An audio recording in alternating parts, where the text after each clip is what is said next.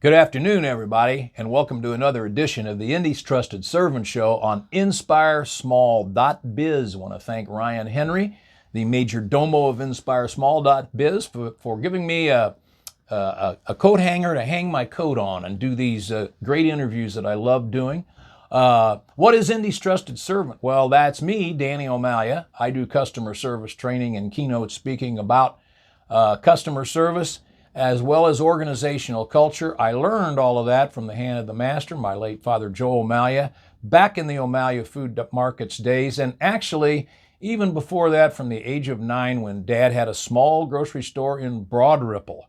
What's the Indy's Trusted Servant Show? Well, I like to describe it as lively local small biz and community talk where you can feel the pulse of Indy. And as part of that, I've got a great small biz on tap today. Patrick Broccolo and Senior1Care. Patrick and I are also members of the Indianapolis Rotary Club. You might notice a lot of my guests on the interview show are members of the Rotary Club. That's where you meet a lot of great people. So Patrick Broccolo, Senior1Care, we're going to talk about Senior1Care for most of the show, but tell us about yourself first. Yeah, well, and how you thanks came. for having me here. Well, it's good to have you. He did one of my old radio shows a long time ago, right? Yep. So, and he's also going to be president of Indianapolis Rotary in a couple of years. But tell the viewers about Patrick Broccolo and how he got to Senior1Care. Yeah, sure. Well, again, thanks for having me here. I grew up in the Chicagoland area and actually came down here to India in the 90s to go to Butler. Yes, you did. That's how I ended up here. Yes, you did. We like to go back and forth on basketball. We Butler do. Xavier. We do. So I worked at the Indianapolis Star for many years. And What'd you do at the Star? I worked in advertising and recruitment advertising, auto manufacturing, those kinds of things, and had a great time, loved it.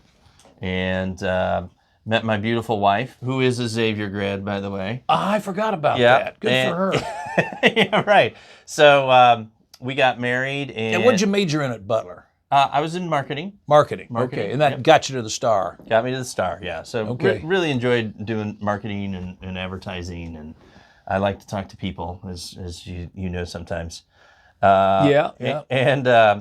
So my wife and I got married, and at the time, her parents and youngest brother started Senior1Care, which is a home care company. And this was started in South Bend. Yeah, in 2006, and really was designed because we were taking care of her grandmother, who lived on a farm in Reynolds, Indiana, out there near Monticello. And as caregivers, we just had a tough time finding reliable people to help her out. And this was way back to 2006. Yeah, right? Yeah. Right. So, okay. So my in-laws basically started the company up in South Bend, and like I said, my wife and I got married, and unfortunately, her mother got diagnosed with pancreatic cancer. So we were going up to South Bend to take care of her on the weekends, and obviously you were living here at the time. We were living down here. Yep. And you're with the Star still. Yeah. Okay. Right. And we just had going up there and taking care of her, and I didn't really know what I was doing as a caregiver, but you did the best you could. Well, yeah, that's right. You learned it, and she ended up going into hospice, and this home health aide came in and started doing care for her, but because she was trained, relieved a lot of stress for her. Okay. And then also us as a family could worry. But she did go to hospice. She did. Okay. Yeah. Okay. The hospice came to her in the home. Oh, they came in the home. Into the house. Okay. Yep. Which hospice does these days now. They come. And this home health aide came in, and I was just blown away at how much stress she relieved on Mom and us as a family. Okay. And really inspired me and my other brother-in-law to open up a branch of Senior1Care down here in Indy. We thought it'd be a good market. So Senior1Care was already going on up there, right? Okay, so tell us now then what Senior1Care is. Yeah, so it's a home care company. So we hire caregivers to go help seniors with everyday tasks, non-medical tasks. So making meals, homemaker type things. We'll go on errands. But will you take them to the store? Yeah, things like that. Absolutely, okay. Yeah. Absolutely. just to keep them really more independent so they can go out and do those types of things. So we hire caregivers to help with them, and we take care of the seniors. Would that include making sure they take their meds at the right time, things like that? Yeah, med reminders is probably the number one reason why we get called. Yeah. Because there's a lot of them. It gets confusing, and some folks just don't take them, and that causes... Or they take too many of them. Exactly, yeah, right. And it could cause an event, an emergency room visit, and so having us there really prevents that. Now, I know I've asked you this before, but I cannot remember how you responded. But do you also do things like maybe help them build a ramp so that they can wheelchair accessible, get in and out of the house, and the things you put on so that they can go up the stairs? You guys don't do that physically, do you? That's right. We refer that out. But you've got a bunch of professionals who are certified for that. But that's one of the things that we come into the home to help with. Right. Hey, these are some things that you can do to the home to keep it safer and basically help you stay in your home longer. So it's totally helping seniors stay in their homes. Yes. And I'll just say wherever they call home. So many times it's in a house. But we also help individuals who live maybe in their children's home. We've also helped individuals who live in senior living facilities, so independent or... To stay independent in the senior living facility. That's right. Some folks don't want to move to the nursing home side. Right. And they need some one-on-one care, one-on-one assistance. Do you get a lot of support from, let's say, pick one that I know because I'm Catholic, it's Marquette Manor. Yeah. So do you get a lot of support from those people trying to keep the folks in the... unassisted living part, right? Definitely. I think, ours doesn't have to be a permanent service. So sometimes we're there temporarily. There may have been a fall or they're experiencing some sort of medical event that needs additional one-on-one care. So we're a great solution to help that building because we help keep them stay there, you know, and then they don't, again, go back to the hospital and those types of things. So it can be a coordinated effort. It should be a coordinated effort, I would think. That's right. So you're in Indianapolis and South Bend. Yes. Obviously, Elkhart, Carmel, but I consider that Indianapolis and South Bend. Sure. And you're about to do Fort Wayne, or you're doing Fort Wayne? We opened up in Fort Wayne just at the end of last year. So we're really excited. That's our new market. So we have 4 standing offices in the state. Okay. Now, I like to emphasize small biz, and not for profits for that matter, but small biz is the straw that drives the economy. How many employees do you have? Yeah, so right now we have almost 500 caregivers in the company. And then we have another 35, 40 support teams who are in each of the offices taking care of them. Yeah, and that's where you come in. That's right. You're not the caregiver. That's right. Not now. I used to be. When we started, absolutely, we were out there helping. So we've got amazing caregivers out there that are doing some really neat things and really helping some folks. And we'll do this again, but I don't want to forget, if there's somebody out there struggling with help, wanting to keep a loved one in the home, wherever the home is, how do they find you guys? Yeah, I think the best resource would be our website. It's Senior1Care.com. That's the number 1. You can always call our office here in Indy, would be 317-652-6175. We are a 24-hour, 7-day-a-week phone call, so someone actually is answering the phone. It's not literally from our office. Well, that's 1/10 of businesses in the world, I think. Well, there you go. Max, see, right? He told customer service. Customer service. The word care. I like that. Yeah, right. That's really awesome. Yeah. I did not realize that. Yeah. But the website's a great place to go. Got a lot of good information on there, some testimonials, videos, and just some support newsletters on there that kind of update things that you should be thinking about.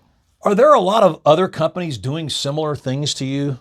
Yeah, there are a lot of franchises that are out there. A lot of competition that's out there doing this work because it is non-medical in nature. So there's no medical regulations, because it's not paid for by Medicare as an example. But yeah, there's a lot of folks that are looking at it as a business opportunity because of the demographics. Sure. But again, it goes back to who you're hiring and finding those quality individuals. Let's talk about the hiring, and especially in this environment. Yeah. Are you having a hard time getting enough people? Yes. The people you want. Yeah, definitely. That's always going to be an issue that we have because the need is great. 10,000 people turned 65 today.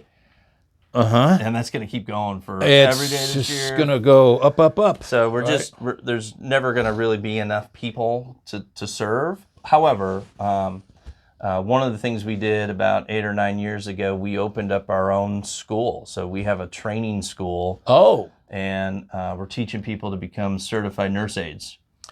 So you don't have to have any kind of degree to come to work for Senior1Care. Right. Correct. But you guys will up their game for them, with them. We're skilling them up. Yeah. So we figure if we can really train you, obviously you'd be really good at prevention. And so our big play is to be all in on training. So not only do we have our own CNA school, we also have virtual reality. So we actually bring caregivers in to put the headsets on to learn what it's like to be a patient with Alzheimer's, as an example. Or a family member of someone whose family member is going through a hospice event. We even have one with macular degeneration. So we'll put a blind spot on one of your eyes. Okay. And you'll go around and do tasks, all in that virtual reality. That's really cool. And that came from, do you remember the Eva Core event we did at the Rotary Club? Yes. Oh my God, that was unbelievable. Was that unbelievable? Unbelievable.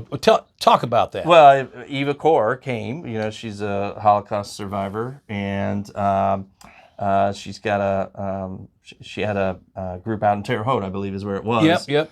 And then she visited here, and it was just a wonderful program, just describing her experience.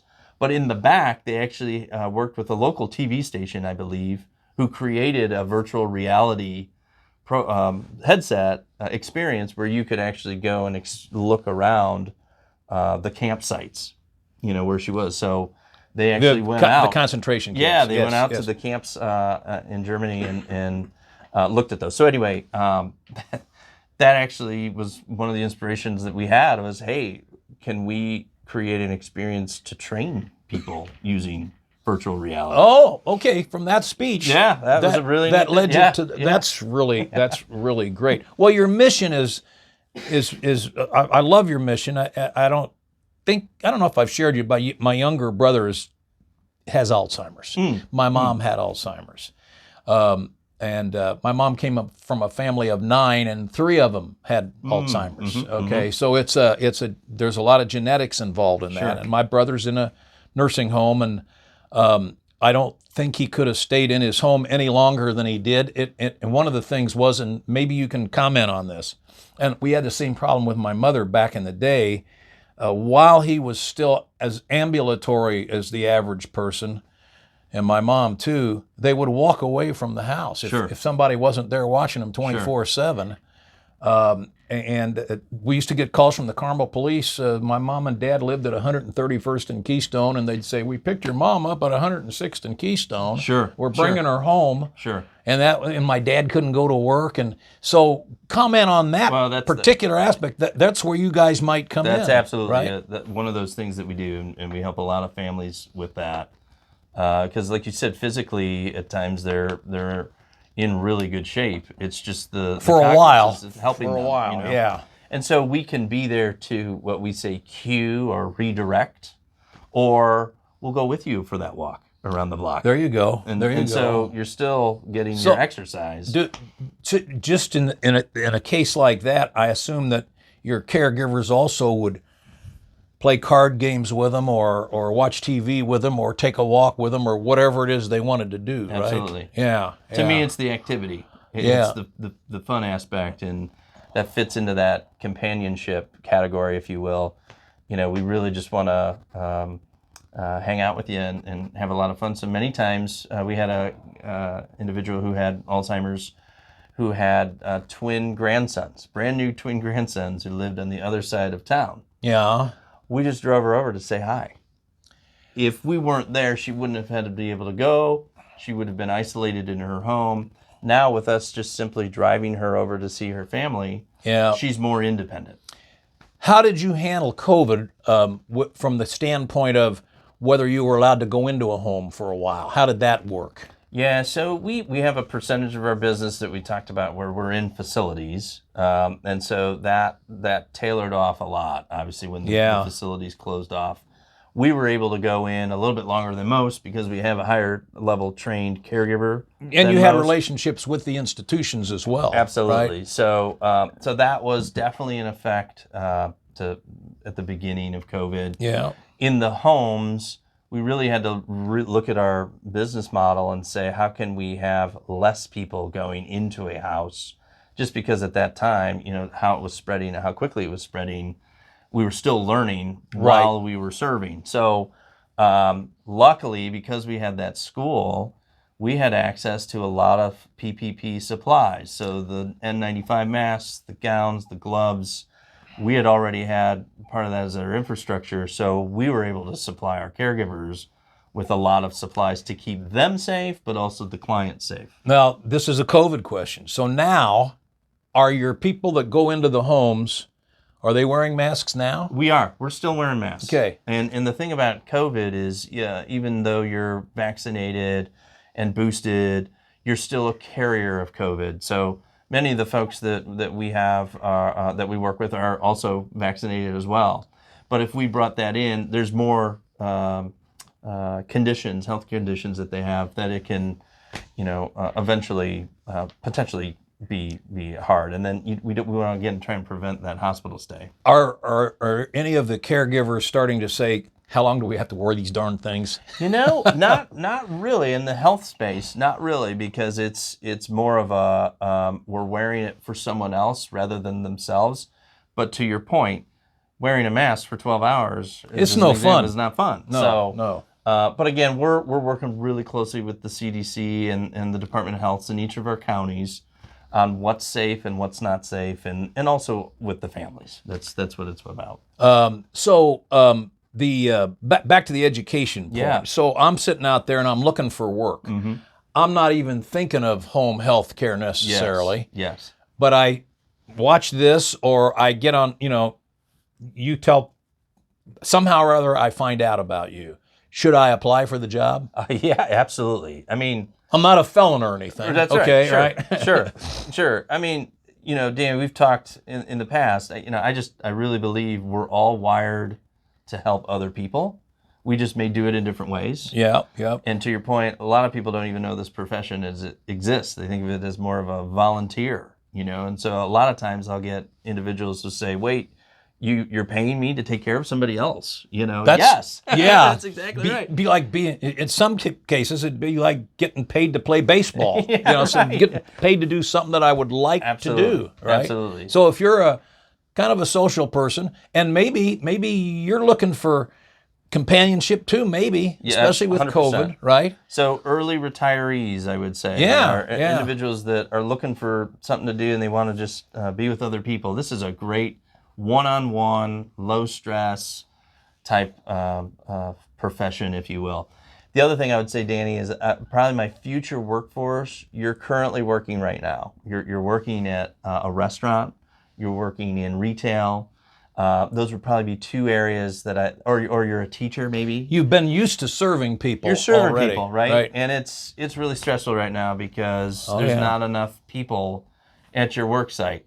So now I'm going to give you the same experience. It's on a one-on-one experience, and we're going to match you with the right kind of person. So, it's a good fit. So, would you say that COVID has been your biggest challenge? Man, that's a good question. Or if not, what has been your biggest challenge, or is your biggest challenge? Yeah, I think what COVID did was fast forward, looking at things differently. We're small, so we're nimble. We like to do things quickly and change and do things that big corporations they can't do. That's an advantage. The nimbleness of the small business over the big corporation is just incredible. Exactly. Now that is offset sometimes by excess regulation. Sure. But there's not much you can do but deal with that. But the nimbleness is definitely an advantage. So we didn't think we could get any faster, and then COVID hit, and we moved even faster. So as far as a change perspective, I think COVID was more of an opportunity. It was a very difficult time, and it was really hard on all of us caregivers, because we wanted to make sure we're taking care of not only the clients we serve, but also our employees, making sure everybody's safe. Right. So I would say that was the biggest challenge. Ongoing, our challenge will always be finding people who truly have the heart to want to take care of others. Yeah. Enough of them to serve the needs we have, because I mean, we get calls 4 or 5 a day where we can't serve them because we don't have enough people. And we're not going to take the case if I don't have Good for you. the quality Good for you. service for them. And you don't want to overburden your existing workforce. Exactly. That just drives them away, stresses them. That's right. So let me think. What else would you like to talk about here? Well, the other thing you were we talk about too is just the education side of things. So Yeah. our CNA school now we're looking at getting that into high schools to help a lot of the high school kids. So do you guys put you guys actually put on the CNA, or you do? We do it. So yes. so you've got people, professional teachers on staff too. That's correct. What percentage of your folks are doing that right now? So that's a whole separate group of people. It's still under our umbrella, but Legacy CNA Training is the name of the school. Okay. And we've got about 15 I would say, instructors. They have to be a registered, well, I should say they have to be a nurse in order to do the task. And it's an accelerated program for adults. And then, like I said before, we're starting to work with high schools to help offer this as part of the CTE programs. That's fantastic. I'm becoming more and more aware that a lot of people graduating high school maybe shouldn't go to college. Mm-hmm. They should get a skill, Mm-hmm. right? Mm-hmm. Some should go to college. Some should get a skill. You got to figure out who you are, Yeah. but this is a skill you can start getting in high Absolutely. school, Yeah, right? 100%. That's fantastic. And think about the need, So right now, that CNA job, I mean, there's thousands of them available. And to give you an idea of how big a need there is for nurses, look at Marian University, and of course they have the medical school, but they had the nursing school Mm-hmm. first. Mm-hmm.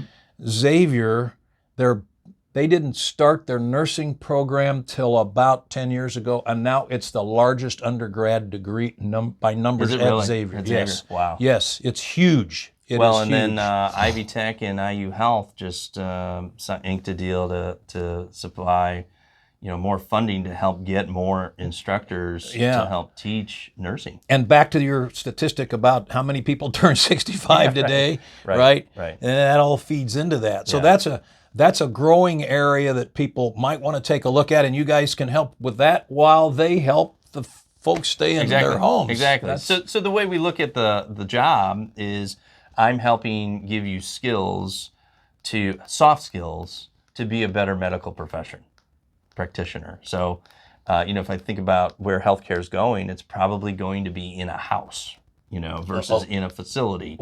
That would be nice. There's still going to be needs for facilities and those types of things, but a lot more of the care is going to happen in the home. So are medical practitioners, comfortable going into someone else's home right now?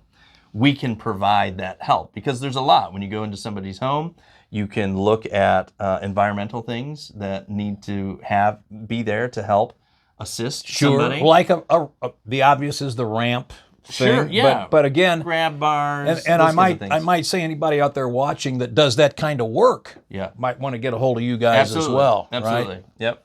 But I just think the family dynamics, as an example, work ethic. There's a lot of things that having that job while you're going to school adds that next level. And groups like Ivy Tech and IUP, the groups that are doing the nursing schools are unbelievable at teaching it. Yep. So I just view some of these jobs as a good ancillary play that can assist with that. Yeah. And then we'll have even better. Well, you know what? I'm really glad I had you on, because I think people want to know about the service, but I had no idea about the nursing aspect of it. Yeah. And that's a huge deal. That's going to grow, I'm sure. It's going to grow, and it's another good group of workforce for us. If you're a student at a college right now and you're looking to pick up a couple hours and instead of going and get a job at a bar or a restaurant or something, hey, if you're in healthcare, we can provide a real flexible work schedule that something with a real future too. Yeah. Right. Yeah. Well, and it just adds to what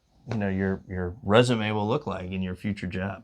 That's terrific. So, how many of those employees are in the Indianapolis market, Indianapolis Carmel market? Would you say? I'd say that's a good question. So it's about just a fourth, maybe a little bit more than a fourth, in between a fourth and a third of that workforce is in Indy. Very good. South Bend's our largest because they've been around the longest. They've been around the longest, and you guys were that was home, right? That's right. That was home. That was the home base. That's right.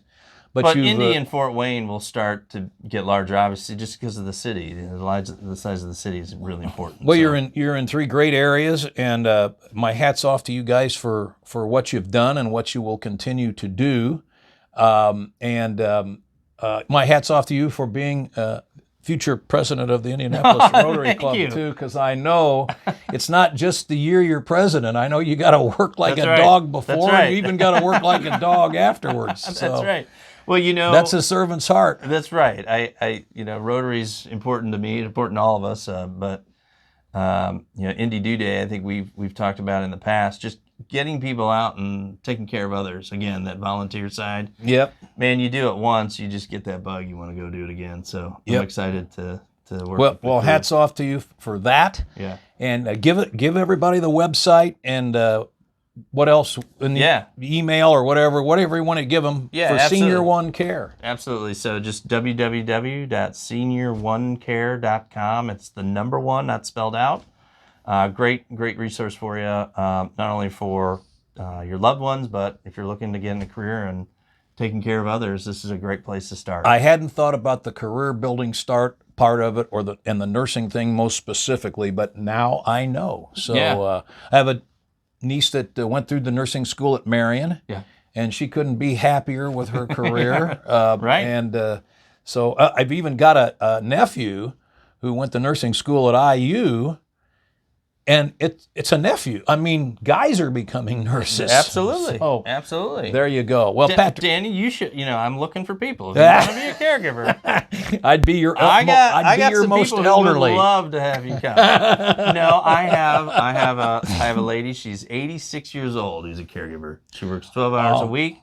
And she also is an usher downtown at the Pacer games. Oh, no kidding. IMS. So keep it active, right? Use it or lose it. That's how she describes it. Her name's not Rosie, is it? It's not. Oh, no, I had an elderly usher at the Pacers named Rosie that I just loved. Well, Patrick Broccolo with Senior1Care, thanks for being our guest.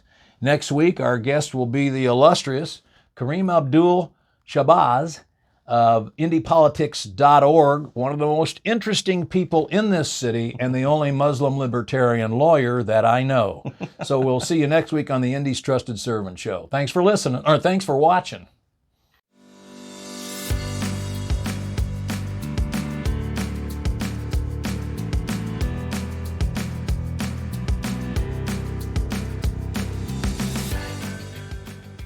Thanks for watching this episode of the Indy's Trusted Servant Show. If you liked this episode, be sure to like, share, and subscribe for more updates. The Indy's Trusted Servant Show is produced by INSPIREsmall.biz in Indianapolis, Indiana. For more episodes of the Indy's Trusted Servant Show, visit www.inspiresmall.biz/Indy's Trusted Servant. Thanks for watching.